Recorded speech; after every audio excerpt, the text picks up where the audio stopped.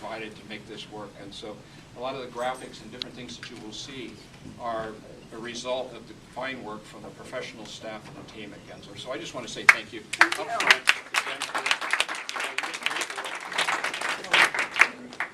I want to recognize two other people that are here tonight. One is Laurel Versati, who's standing right over here. She's with the Mayor's Office of Economic and Workforce Development in San Francisco, and that group is our partner, as I mentioned. But Laurel is responsible for the technology area, so if you have questions later, you want to chat with someone about that. And standing directly behind me, or in front of me, is Louis Stewart, who will raise his hand. But Louis is with the Governor's Office of Economic and Business Development, Go Biz. And he is the Director of Information and Technology for that office. So you've got two people here, one from the City of San Francisco and one from the State of California. And they're both committed. Both of those, the Governor's Office of Go Biz and the Mayor's Office of Economic Development, are both committed to the sector and the social media and the IT work. So you've got them here, and so there are people that you probably should reach out to if you have a chance later this evening. So thank you so very much. We have a group of interns. You're going to hear from them and some of the fine work that they did to share with you this evening. So without any further comment, thank you so much for being here, and I'll step out of the way. Okay, get going. Okay, so I'm Julia Campbell. I'm a principal here at Gensler, and I have one of the workplace studios, so we focus primarily on the tech sector, both old tech and kind of new commerce tech, as we're calling it these days. So you know, we're seeing a lot of really interesting trends in kind of workplace design. You know, some include you know, kind of fluid rather than kind of restraint. When you think about business practices now, everything really has to be really flexible and adaptable, and we're certainly kind of seeing that in the workforce. And then also, you know, a real kind of move from formal spaces to organic spaces. You know, there used to be much more of a hierarchy between you know, offices and conference rooms, and I think what we're seeing is really that spaces have to be very adaptable. And then really the other, you know, mobility, and you know, everyone is mobile, no one's tethered to their desks anymore, and you know, we have to be able to provide spaces that provide you know, a variety of places for kind of collaboration, for focused work, for you know, whether it's in a coffee shop, whether it's co-working spaces, or whether it's actually in the office as well. Again, kind of real variety. And the last trend we're really looking at is that rather than you know, high rises, formal high rises that kind of the expected high rise type of environment, that people really want something with good bones, with some kind of more unusual backdrop, and that's certainly something that we're, you know, that's kind of more available kind of south of market, and you know, we're going to be looking at that, where those are located. So I'd like to introduce Jonathan Allen. He's going to talk about some of the trends as well. Evening, everybody. My name is Jonathan Allen. I'm a principal at Avison Young in downtown San Francisco. Avison Young is the fastest growing commercial real estate firm in Northern America right now. We started in Canada about 35 years ago, and we've expanded into the United States during the last 2 years. I specialize in the representation of companies with regards to their commercial real estate needs throughout the Bay Area, but more specifically in San Francisco. So San Francisco is the most exciting city in the world right now in terms of business. I felt pretty fortunate to live here before this recent boom, but since 2010, the Bay Area as a whole has outpaced almost every other metropolitan area in the creation of exciting, good quality, well-paid technology jobs. And as a result, San Francisco commercial real estate is experiencing a boom the likes of which I'm not sure we've ever seen before. You'll see from the graph that in 1999 and 2000, sure, rents did get higher than they are today, and the vacancy rate was lower. But where this boom differs is technology companies, forward-thinking landlords, and business-friendly city politicians have come together in a positive way to begin the transformation of whole neighborhoods. This civic center, in 2 short years, has gone from, I wouldn't touch that with a 10-foot barge pole, to a mecca for exciting technology firms. I'm talking about Twitter, 1 Kings Lane in Yama, pretty much filling up 400,000 square feet at 1355 Market Street. I'm talking about 6 deals currently being negotiated at 1455 Market Street. And companies like Zeusk and Zendesk filling up 989 Market Street, which is at Market and Sig, which previously had a reputation for the best located building in San Francisco if you were looking to score crack cocaine. Even the VC firm Benchmark Capital, currently located in leafy Menlo Park, they're expanding their operations in San Francisco, and they're making the Warfield their San Francisco home. Next slide. This boom is also sparking development and complete redevelopment of projects. During the last rent run-up, 2004 to 2008, really just one spec Class A high-rise building was developed, which was 555 Mission. In this cycle, 680 Folsom, Foundry 3, and 888 Brannan are all being developed or constructed right now.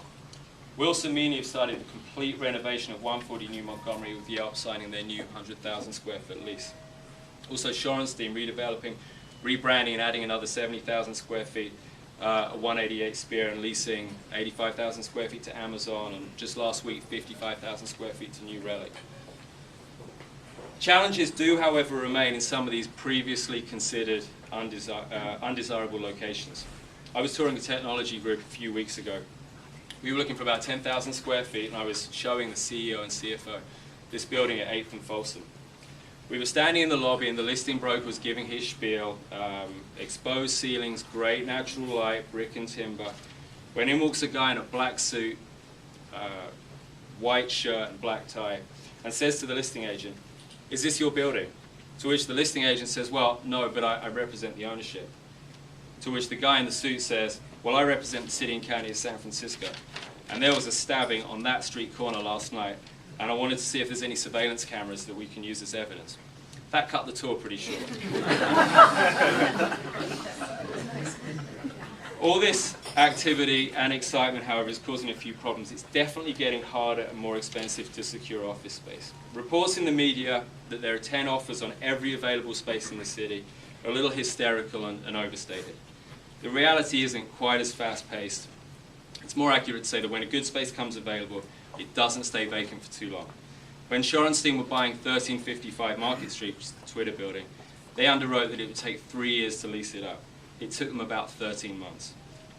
What is true is that now we are very much in a landlord's market, and our clients are telling us just to get the damn space, whereas 2 years ago it was more about eking out every last dime out of the landlord in terms of rent, TIs, and free rent. Companies have to be well positioned by their real estate advisors to streamline their internal processes in order to move quickly on an option. Architects should be ready to space plan and design quickly, contractors ready to help price and evaluate costs, and submitting and responding to proposals quickly without too much delay is important. So how does a company secure and achieve good value from its real estate? I've only got a couple more minutes, but here's a couple of things to consider. Consider new locations. If companies are looking to save rent, they might have to look beyond the South Beach, Soma, and South Financial District.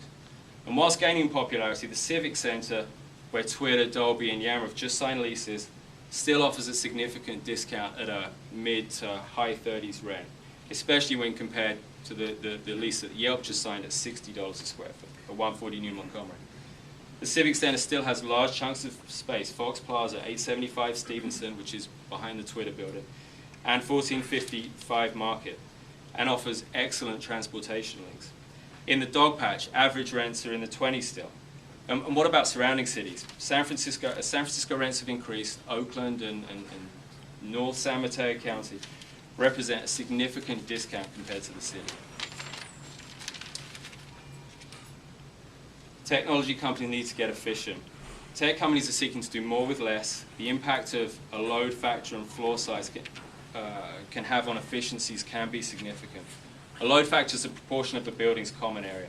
The less common area, the more efficient the floor plan, and the more people you can squeeze onto the floor. For example, Yelp leased 98,000 square feet on 7 separate 12,000 square foot floors at 140 New Montgomery. We probably could have reduced that by maybe 20% to 75 to 80,000 square feet if they'd gone to a building like 373rd Street with 60,000 square foot floor plates.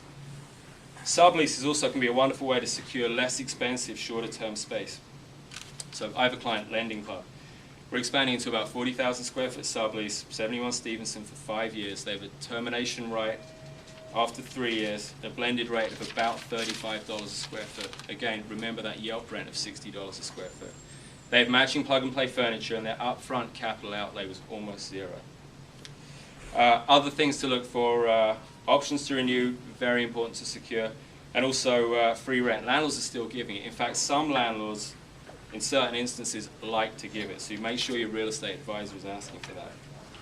I think I've gone over my allotted time, but I think real quick, it's fast-paced out there. Move quickly, be efficient, look at sublease options seriously, and focus on lease clauses to give you maximum flexibility.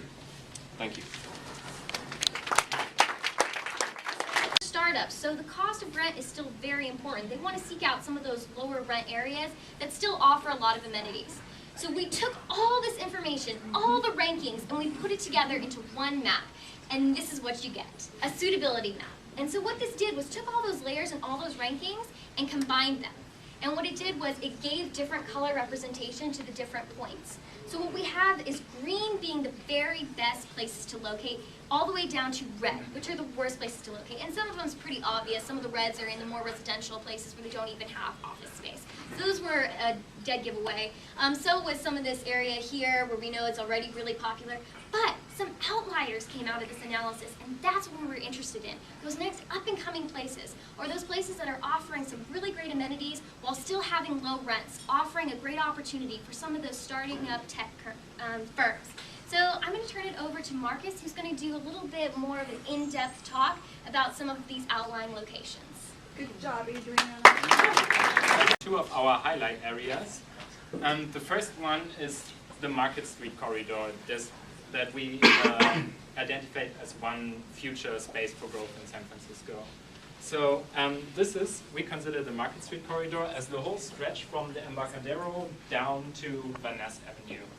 And we have a huge variety of office spaces in that area, of course, from like high-end office spaces in the high-rise of the financial district down to the mid-market area where we find these raw space, warehouse-style buildings. So there's a huge variety, but we have some characteristics in common that made this area one of our spaces for growth. And that is, we have some of the largest available buildings of San Francisco in that area. In fact, almost all of the buildings that are above 100,000 square feet are located in that area. And yeah, so this is one major resource for growth in San Francisco. We have at this point lower rents and higher vacancies than in other parts of San Francisco, but this might quickly change. As Jonathan touched, one example is the rebirth of the old furniture mart, as the Twitter headquarters, Dolby is just moving here. So that is something that could change really rapidly.